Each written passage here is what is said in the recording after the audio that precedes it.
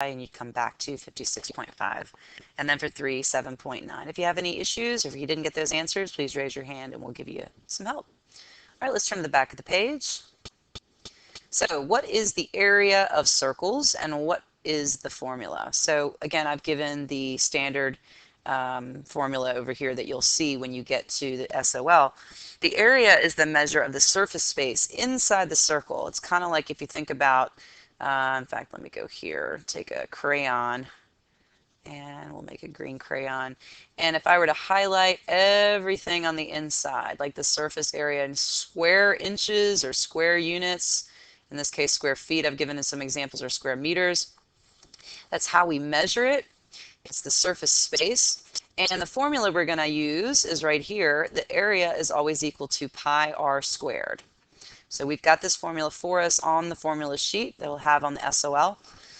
In example number 1, it says find the area of circle if d is equal to 4. So I start with always writing the area formula, a equals pi r squared. In this case, my diameter is given to me. So recall that the diameter is equal to 2 times the radius.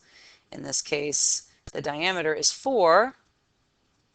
And so I need to divide both sides by 2 to come up with the fact that my radius is 2. Now hopefully you just knew what to do there. So now it's a matter of just sort of plugging and chugging, right?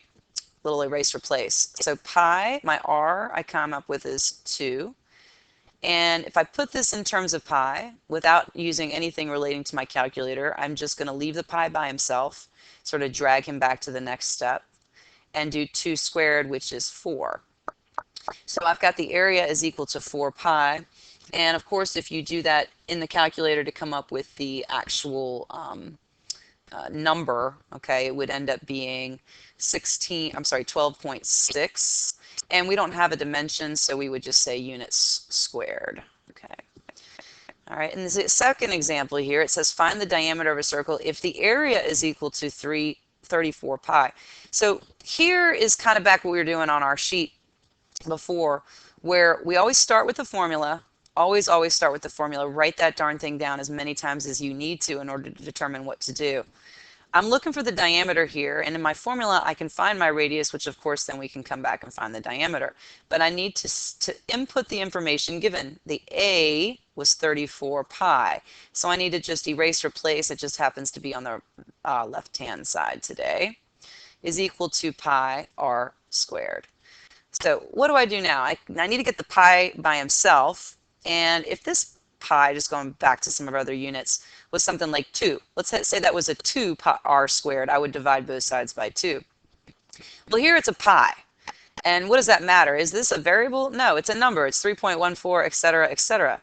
So I can just divide both sides of my equation by pi. And just like when our numbers cancel out, right, the 2 and the 2, if that was 2, these guys go away.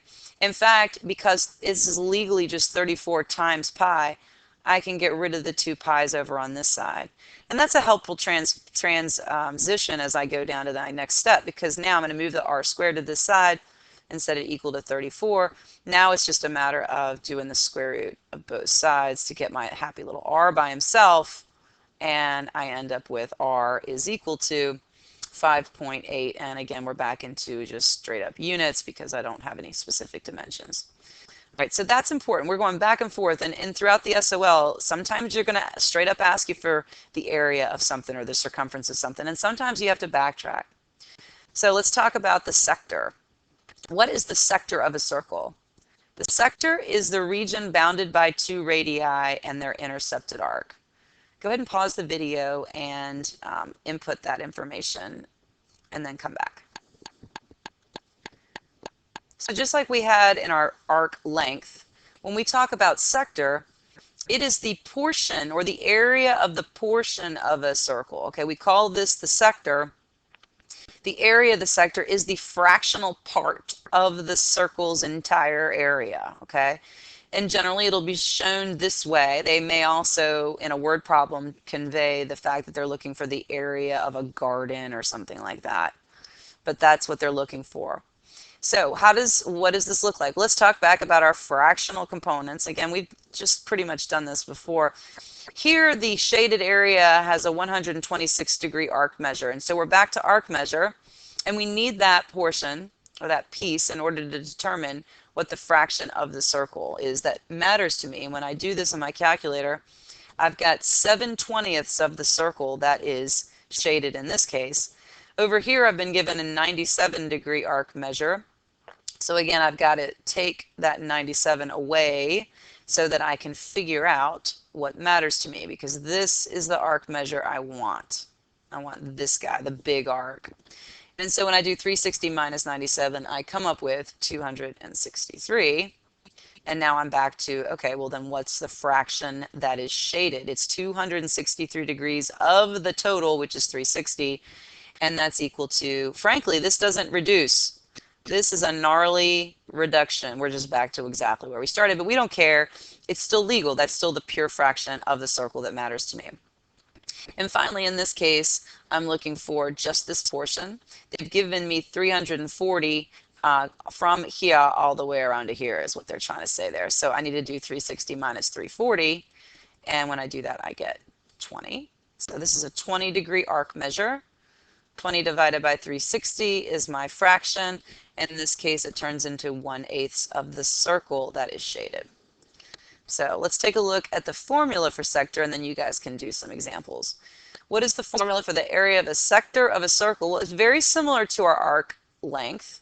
Okay, we've got area of the sector, and I might write it as A of the S, or SEC, however we want to do it to designate that that's what we care about, is equal to the arc measure divided by 360. And here we don't even actually say area or put it in words. There's only one formula for the area of a circle, and it is pi r squared. So we are essentially multiplying the area by the fraction that we like, that we care about, that matters to us in each problem. And we find that fraction by using the information we already know with arc measure. So let's see how this looks in some examples. Just using the information from above, we've got the, let's see here, we've got a radius of 4.5 miles. So I'm going to, oops, sorry about that. I'm going to do r is equal to 4 point, actually, let me do this over here. Get rid of that. R is equal to 4.5. And the area of the sector is equal to arc divided by 360 divided by pi, I'm sorry, multiplied by pi r squared. And I'm just going to substitute. So my arc measure above was 126 divided by 360 times pi times r squared. And I just put in parentheses because I'm a math geek and sometimes I just kind of do that. But because this is all multiplication, it's very forgiving. You don't have to worry too much about it. So let's clear up our screen and let's do this in the calculator, see what it looks like. 126 divided by 360 times, and we're going to give it as a decimal, times pi times 4.5. And hit the x squared button. That's the easiest way to do this, okay? You won't get yourself jacked up if you press the wrong button at this point. So the area of this sector is 22, where was my calculator? All right, 22.3 is where that would round to. Excuse me, I don't know what's going on when I'm transferring between the two. So 22.3, let's make it prettier. All right, and then remember, we like to see these in terms of pi sometimes, so let's see what that looks like.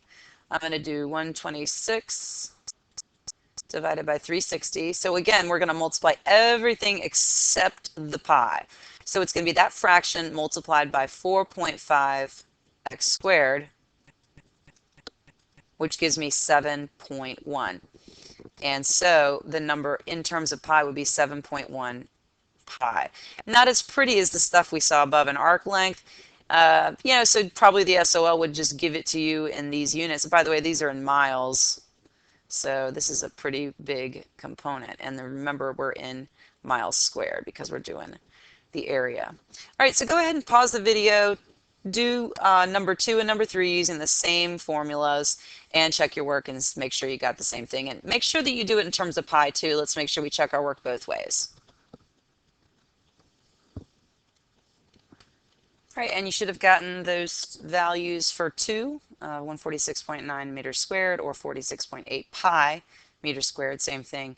And for 3, 1.6 centimeters squared or 0.5 pi centimeters squared. If you didn't get those two things, raise your hand and we'll give you some help.